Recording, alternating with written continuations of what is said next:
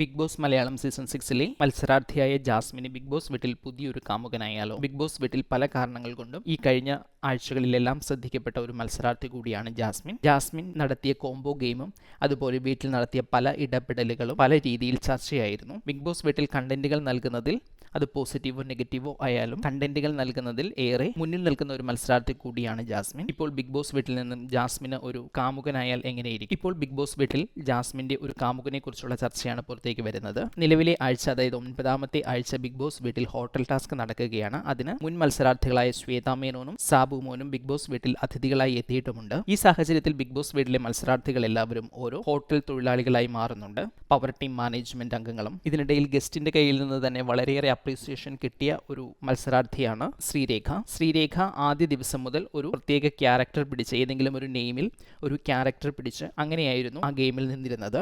ആദ്യ ദിവസം ഉത്കണ്ഠാകുലൻ പിള്ള എന്ന സെക്യൂരിറ്റിയായും പിന്നീട് വെഞ്ഞാറമൂട് സാബു എന്ന ഒരു എന്റർടൈൻമെന്റ് കലാകാരിയായുമൊക്കെ ആ ഗെയിമിൽ ശ്രീരേഖ പങ്കെടുത്തു. ഇതിനിടയിൽ ഈ ഗെയിമിന്റെ ഭാഗമായി തന്നെ ശ്രീരേഖ പിടിച്ച മറ്റൊരു ട്രാക്കായിരുന്നു ഇതേ ഹോട്ടലിൽ ജോലി ചെയ്യുന്ന ജാസ്മിന്റെ കഥാപാത്രം ശ്രീരേഖയുടെ കാമുകിയാണ് എന്ന നിലയിൽ. ആദ്യ ദിവസം അത് കാമുകിയാണ് എന്ന നിലയിലും രണ്ടാമത്തെ ദിവസം മുതൽ അത് തന്റെ ഭാര്യയാണ് എന്ന നിലയിലും ആക്ട് മുന്നോട്ട് കൊണ്ടുപോകുകയായിരുന്നു ശ്രീരേഖ ചെയ്തത്. സെക്യൂരിറ്റിയായ ഉത്കണ്ഠാകുലൻ പിള്ളയുടെ കാമുകിയായും പിന്നീട് എന്റർടൈൻമെന്റ് കലാകാരനായ വെഞ്ഞാറമൂട് സാബു ഭാര്യയായ ശാന്ത എന്ന കലാകാരിയായും ഒക്കെ ഈ കഥയുടെ ഭാഗമായി ജാസ്മിനെ ശ്രീരേഖ പരിചയപ്പെടുത്തിയിരുന്നു. മാത്രമല്ല ഇവർക്കിടയിലുള്ള ചില നർമ്മങ്ങളും സംഭാഷണങ്ങളും എല്ലാം ഇവർ ക്രിയേറ്റ് ചെയ്യുകയും ചെയ്തു. ഏതായാലും ഈ പേരിലും ജാസ്മിൻ ഒരു പരിധിവരെ ഗസ്റ്റിന്റെ കയ്യിൽ നിന്ന് ഒരു നല്ല മെൻഷൻ സ്വീകരിക്കാൻ കാരണമായി. ഏതായാലും ഹോട്ടൽ ടാസ്കിന് വേണ്ടി ശ്രീരേഖയും ജാസ്മിനും ചേർന്ന് ക്രിയേറ്റ് ചെയ്ത ഈ കോംബോ ഒരു രീതിയിൽ വിജയിച്ചു എന്ന് വേണം പറയാൻ.